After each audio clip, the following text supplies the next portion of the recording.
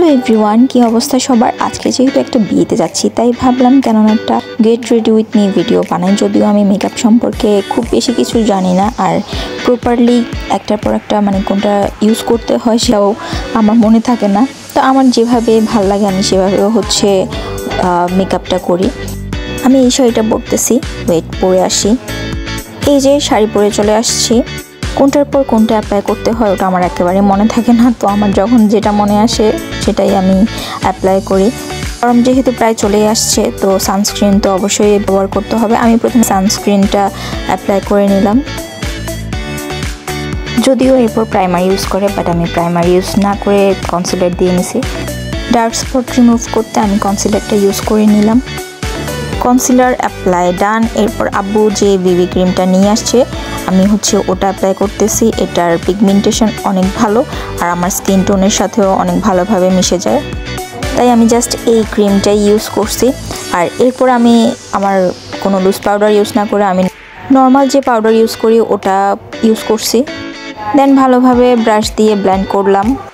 ব্লাশনের জন্য আমি আমার এই পিঙ্ক লিপস্টিকটা ইউজ করি, এটা দিয়ে আমি ব্লাশ দিই।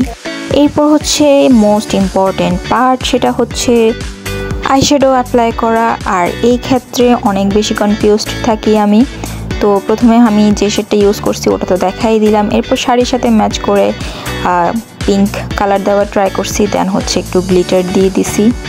এরপর আসে আইলাইনার কাজ, যেটা অনেক সিরিয়াসভাবে দিতে হয়। যখনই কোথাও যাওয়ার হয় তখনই সেটা ঠিক হয় না, এক চোখে একরকম হয়। বাট আজকে কেমনে কেমনে জানি ঠিক হয়ে গেছে, আল্লাহর রহমত। যে আই লুকটা দেখতে এমন লাগতেছিল, নট ব্যাড। এরপর আমার মনে আসছে আমি তো কন্ট্রোর ইউজ করি নাই, দেন কন্ট্রোরটা ইউজ করে নিলাম। এরপর সবার লাস্টে হাইলাইটারের পালা, তো হাইলাইটারটা দিয়ে নিলাম। আর এরপরে আসছে আমার যুদ্ধের সময় আমি কোন কালারের হিজাবটা পরবো আমি বুঝতেছিলাম না। দেন ফার্স্টে এই হিজাবটা পরছি আমি। এটা আমার কাছে ভালো লাগছে, বাট আম্মু বললো যে আমাকে এটাতে মানাচ্ছে না। সেটা আমি সব কিছু রেডি হওয়ার পরে বলছে। এদিকে আমার পিছনে যুদ্ধ চলতেছিল, এই জন্য একটু হাসতেছিলাম ওদের কথা শুনে।